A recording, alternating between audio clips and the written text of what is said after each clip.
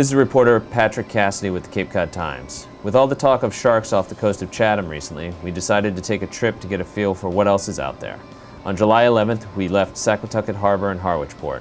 We motored for about a half hour through Nantucket Sound to reach the tip of Monomoy National Wildlife Refuge. Once around the point, you can immediately see what has drawn the great white sharks to the area, the abundant population of seals hauled out on shore and in the water.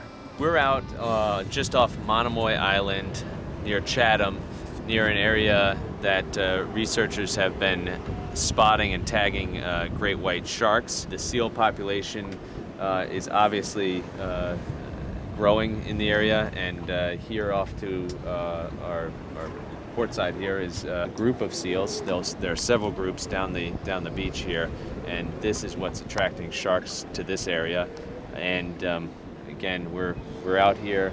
The researchers are headed out this way to do some tagging. They tagged a great white yesterday and another one on Monday, and they're expected to be tagging some more today.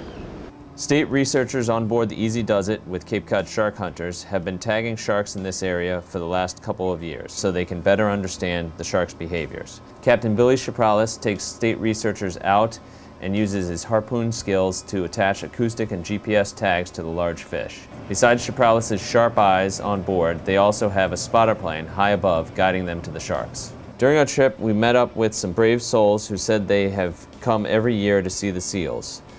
When asked whether they were afraid of the sharks, they said no, they just keep a sharp eye on the water. Sharks and seals are far from the only animals in the area. Monomoy is replete with bird life, and the waters are filled with bait, whales, fish, and other marine life. After hearing the state researchers were not having any luck tagging sharks, we decided to make the run to Nauset Beach in Orleans, where sharks have been spotted before. We didn't see any, but there was plenty of action both on the beach and on the water. One of the things that you'll find as you cruise along what we're calling Shark Alley here is a lot of sport fishermen. This area in particular has been very successful among sports fishermen over the last couple of years. They've congregated out here. Supposedly large schools of striped bass are in this area quite often. We're a little south of Nauset Beach, and as you can see from the number of boats here, it's a very popular spot with sport fishermen. When navigating off Chatham, the smart boater never forgets to watch the water closely because you never know what is going to pop up, including minke whales or the fin of a mola mola, a giant ocean sunfish that is a frequent visitor to Cape Cod waters.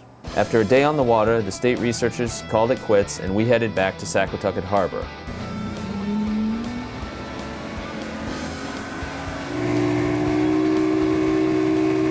We did not, unfortunately, see any sharks, but we did see a whole lot of other life, and it's proof once again that there are all sorts of spots on the Cape where you can go and you can find all sorts of things going on.